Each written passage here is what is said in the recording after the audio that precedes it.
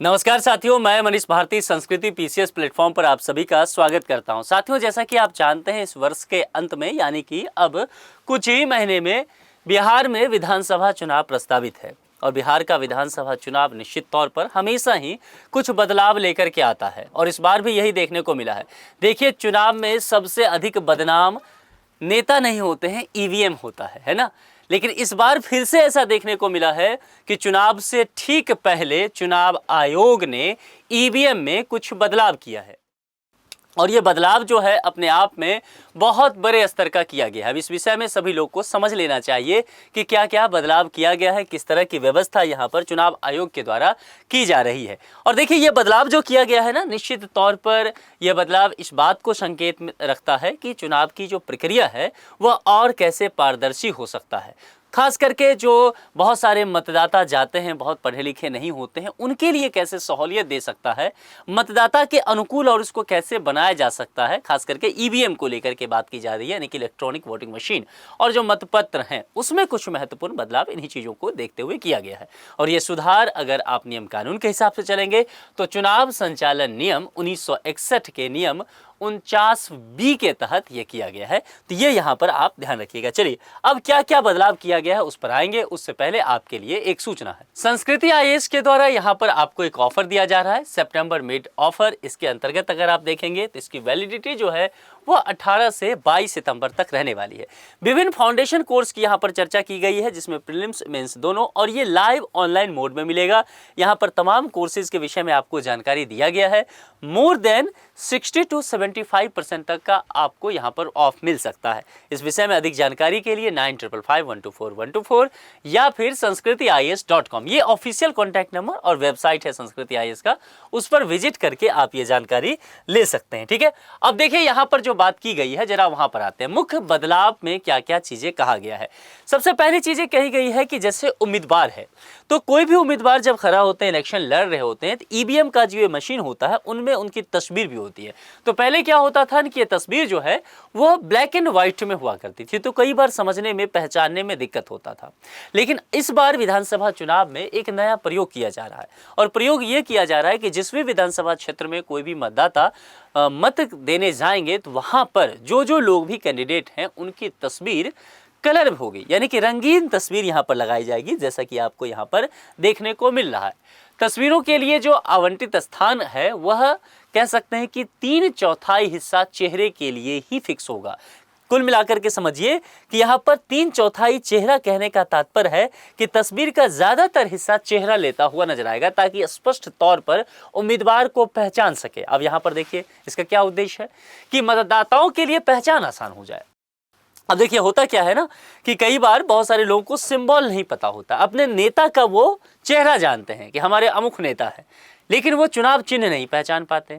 तो अब अगर चुनाव चिन्ह कंफ्यूज कर जाएंगे तो नेता का चेहरा पहचान लेंगे कि हाँ, चेहरा नहीं पहचान पाए तो वो चुनाव चिन्ह पहचान लेंगे, यानी कि किसी न किसी आधार पर वो सही से पहचान कर पाए और उसके आधार पर ही फिर वोटिंग कर पाए। यहाँ पर कुछ चीजें और है, जैसे कि सीरियल नंबर को लेकर के बात किया गया है और नोटा के विकल्प को लेकर, चूंकि आप जानते हैं ना, नोटा एक विकल्प होता है, नन ऑफ द एबव, यानी कि ऊपर जितने भी उम्मीदवार दिए गए हैं अगर वो नहीं पसंद आ रहे हैं तो सबसे नीचे में नोटा का विकल्प होता है, फिर वो आप क्लिक कर दीजिए। आप वहां पर मतदान करने तो गए लेकिन आपने किसी व्यक्ति को मतदान नहीं किया है, ये कहने का मतलब है। तो उम्मीदवारों के जो सीरियल नंबर हैं और नोटा का विकल्प अब अधिक प्रमुखता से प्रदर्शित होगा कि किस सीरियल पर वह 1 पर हैं कि 2 पर हैं, 3 पर हैं। कई बार सीरियल नंबर याद करके जो बहुत सारे जो हैं नहीं जानकार होते हैं उससे भी वो मतदान करते हैं। इन्हें भारतीय अंकों के अंतर्राष्ट्रीय रूप में मुद्रित किया जाएगा, यानी कि 1, 2, 3 इस तरह से। और विधानसभा चुनाव के लिए निर्दिष्ट RGB मान वाले गुलाबी रंग का कागज इस्तेमाल किया जाएगा। इस बार ये फाइनल किया गया है। परियोजना का विस्तार जो है इसको विषय में समझिए। इसकी शुरुआत जो है कहा गया है बिहार से होगी, क्योंकि बिहार विधानसभा यहाँ पर सामने है, तो यह एक्सपेरिमेंट भी बिहार से ही हो रहा है। इससे पहले एक और एक्सपेरिमेंट बिहार से हुआ है, वह क्या है, SIR का मुद्दा, जो अभी तक मामला कोर्ट वगैरह में खींची रहा है। अब कोर्ट ने कहा कि 12वीं कागजात के तौर पे आधार कार्ड को भी आप शामिल कर लीजिए।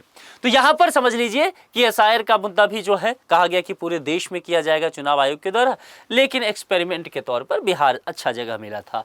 यहाँ पर भी यही देखने को मिला है, ईवीएम में जितने भी तब्दीली किए जाएंगे चुनाव आयोग ने स्पष्ट तौर पर यह जानकारी दिया है कि जनाब ये पूरे देश में हम लोग करने वाले हैं, जहां जहां भी विधानसभा चुनाव होगा हर जगह होगा, फिर लोकसभा चुनाव में भी कर देंगे। एक्सपेरिमेंट के लिए बिहार विधानसभा बढ़िया जगह है, तो यही से इसकी शुरुआत की जा रही है। पिछले 6 महीने से शुरू किए गए 28 जो सुधारात्मक कार्य हैं चुनाव आयोग के द्वारा चुनाव में पारदर्शिता और मतदाता के उन्मुख बनाने के लिए, उसका एक हिस्सा जो है यह भी बताया गया है, ये जो ईवीएम में जितने सारे परिवर्तन किए गए हैं।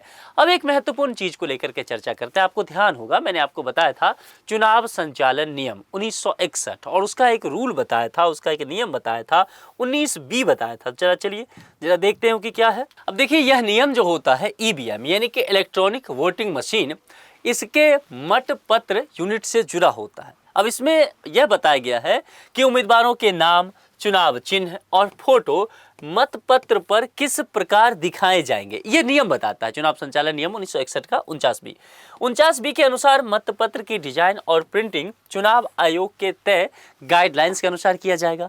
उम्मीदवारों की जानकारी इस तरह छपी हो कि मतदाता आसानी से पहचान सके। ये रूल 49B के द्वारा इसमें कहा जाता है। ईवीएम में रंगीन फोटो लगाने का फैसला क्यों किया गया है? सबसे पहली चीज जो मैंने आपको कहा था कि वोटर फ्रेंडली इसको करना है। अब देखिए हम सब आजकल क्या है कि कलर में हर चीज देखना पसंद करते हैं। हमारे घर में टीवी है, मोबाइल है, पोस्टर, बैनर, हर जगह क्या है कलर में देखते हैं। तो नेताओं की तस्वीर भी आदत लग गया है कलर में देखने का। ब्लैक एंड व्हाइट अगर वहां पर दिखता है कई बार नहीं पहचान पाते हैं, तो ये चीज यहां पर हो सकता है। और दूसरा क्या होता है ब्लैक एंड व्हाइट में कई बार आप देखेंगे ना कि फोटो धुंधली होता है, अस्पष्ट हो जाता है। रंगीन फोटो से पहचान थोड़ा सा स्पष्ट हो सकता है। तो मतदाता सुविधा करने के लिए खास करके ग्रामीण क्षेत्र के या जो अशिक्षित मतदाता है, वृद्ध मतदाता है, जिनको कम अगर दिखाई देता है, दृष्टिबाधित की समस्या थोड़े बहुत है, तो उनकी पहचान, अपने उम्मीदवार की पहचान वो सरलता से कर सकते हैं। और यहाँ पर कंफ्यूजन जो होता है वोटर को, उसकी संभावना को निश्चित तौर पर कम की जा सकती है। इसके अलावा चुनावी प्रक्रिया की पारदर्शिता, क्योंकि ईवीएम पर हमेशा ही प्रश्न उठाया गया है। बेचारा ईवीएम पिछले 15 सालों में हमेशा ही कटघरा में आके चुपचाप खड़ा हो जाता है इलेक्शन के समय, क्योंकि उसको कटघरा में खड़ा किया ही जाता है, कभी इस पक्ष के द्वारा कभी उस पक्ष के द्वारा, ऐसा होता रहा है। तो इसलिए चुनाव आयोग ने कहा कि भाई पिछले 6 महीने में हम 28 सुधार कर रहे हैं, उसमें से एक सुधार जो है वह ईवीएम को लेकर के भी करेंगे। रंगीन फोटो से ईवीएम पर दिख रही जो पहचान होगा वह ज्यादा प्रमाणिक होगा और विश्वसनीय भी लगेगा। इससे चुनाव आयोग पर उठने वाली जो अविश्वास के सवाल होते हैं निश्चित तौर पर उसका समाधान होता हुआ कुछ हद तक तो दिखेगा। तकनीकी और डिजाइन सुधार के हिस्से में भी कुछ काम किया गया है। कहा गया, जैसा मैंने कहा कि चुनाव आयोग पिछले 6 महीने में 28 सुधार की है, तो यह सुधार भी उसी का एक हिस्सा कह सकते हैं। इससे मतदान प्रणाली और भी अधिक आप कह सकते हैं कि विश्वसनीय लगेगा। इसके अलावा कहा गया कि अंतर्राष्ट्रीय मानकों के अनुरूप यहां पर सुधार किया जाएगा। दुनिया के कई लोकतंत्र में वैलिड ईवीएम में स्पष्ट और रंगीन विजुअल पहचान का उपयोग होता है। भारत में भी इस कदम से चुनाव प्रक्रिया वैश्विक मानकों के और करीब आ जाएगी और चुनावी विवाद और आरोप कम करने के लिए भी ये काम किया जा रहा है। विपक्षी दल अक्सर, जो आप जानते हैं, चुनाव आयोग की निष्पक्षता और ईवीएम की विश्वसनीयता पर सवाल उठाते हैं। इससे भी कहीं न कहीं ये कमी देखने को मिलेगा। इसका महत्व और प्रभाव क्या हो सकता है? देखिए, मतदाता सुविधा को लेकर के रंगीन फोटो है तो निश्चित तौर पर बेहतर दृश्यता तो होगा ही, चुनाव की विश्वसनीयता तो बढ़ेगी ही। और राजनीतिक संदर्भ जो सबसे महत्वपूर्ण है, विपक्षी दलों द्वारा, और विपक्षी दल क्या, जो भी दल हारती है वो ईवीएम के पास चली जाती है, ईवीएम को कहती है कि चलो तुम पर सवाल उठा देते हैं। तो यहाँ पर क्या होता है कि राजनीतिक दलों के द्वारा चुनाव आयोग की विश्वसनीयता पर सवाल उठता रहा है कि निष्पक्ष होकर के वो चुनाव नहीं करा रहे हैं। तो जाहिर सी बात है ये जो तौर तरीके हैं कहीं न कहीं इससे इसमें लाभ मिलेगा। और यहाँ पर जो कहा जा रहा है, इसके अलावा चुनाव आयोग द्वारा सुधारों की पृष्ठभूमि क्या क्या है, जरा इस पर समझते हैं। चुनाव आयोग कई बार पारदर्शिता और निष्पक्षता को लेकर के सवाल जो उठे हैं उसमें ईवीएम पर शंका, मतदाताओं की सुविधा और विश्वास बढ़ाना जरूरी हो गया है। और इसलिए कहीं न कहीं चुनाव आयोग ये समझ रही है कि निश्चित तौर पर अगर आप इलेक्शन के समय इतने बड़े बदलाव के साथ जाते हैं तो आपको परेशानी तो होगा। अगर प्रशासनिक दृष्टिकोण से देखेंगे तो आपको बहुत सारे काम करने पड़ेंगे, लेकिन इसके बावजूद भी अगर अंतर्राष्ट्रीय मानक को आप स्थापित करना चाहते हैं, आप आधुनिक तौर तरीकों को अपनाना चाहते हैं, तो आपको ये काम करना चाहिए पारदर्शिता और विश्वसनीयता बनाए रखने के लिए। इसके अलावा जैसे कि ईवीएम होता है, ईवीएम के साथ एक होता है वीवीपैट और एक कंट्रोल यूनिट होता है। आप ये जानते हैं, जिन लोगों ने वोटिंग डाला होगा, इस सिस्टम के विषय में पढ़ा होगा, उन्हें बहुत अच्छे से इन सब चीज़ों की जानकारी होगा। तो इसके लिए जो तकनीकी सुधार है उसमें भी कहीं ना कहीं बेहतर करने की कोशिश चुनाव आयोग के द्वारा किया जा रहा है। तो यही सारी चीज़ें हैं। अब ये सारी बातें जो है बिहार के विधानसभा चुनाव से देखने को मिलेगा।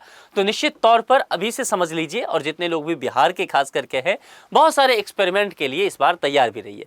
यहाँ पर एक प्रश्न है, हाल ही में चुनाव आयोग इलेक्शन कमीशन ऑफ इंडिया ने किस नियम के तहत ईवीएम और मत पत्रों में बदलाव की घोषणा की है? यहाँ पर 4 नियम दिया गया है। एक नियम का चर्चा हमने किया है। जो भी नियम आपको सही लगता हो कमेंट बॉक्स में लिख करके आप जरूर बताइए।